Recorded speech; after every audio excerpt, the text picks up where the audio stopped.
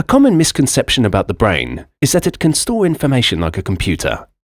We think learning is as simple as uploading information into our brain and recording it whenever we need it. But decades of research suggests that learning isn't as simple as we think.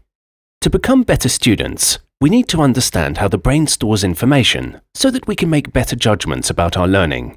There are two main parts of our memory system: short-term memory and long-term memory. For information to get into our long-term memory, it needs to go through a part of the short-term memory called the working memory. The working memory holds information for a limited time and acts like a bottleneck for how much new information moves into the long-term memory. Working memory overloads quickly, which is why it is important to focus when we study. When we focus, the working memory is able to hold and transfer new information into long-term memory.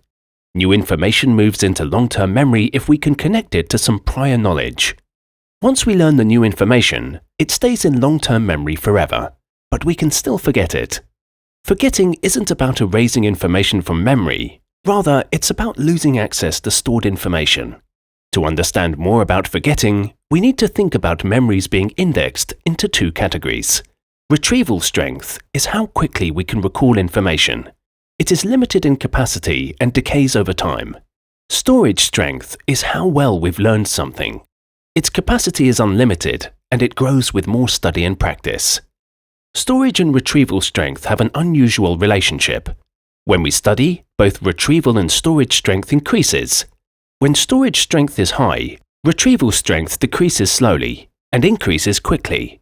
This means that we forget information slowly and remember forgotten information quickly.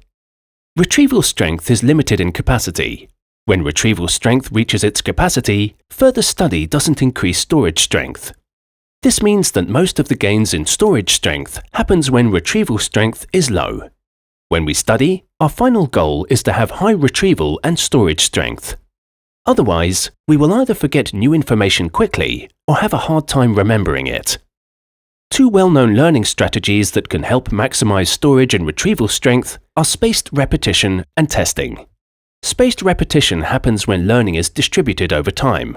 It boosts storage strength and reduces retrieval strength.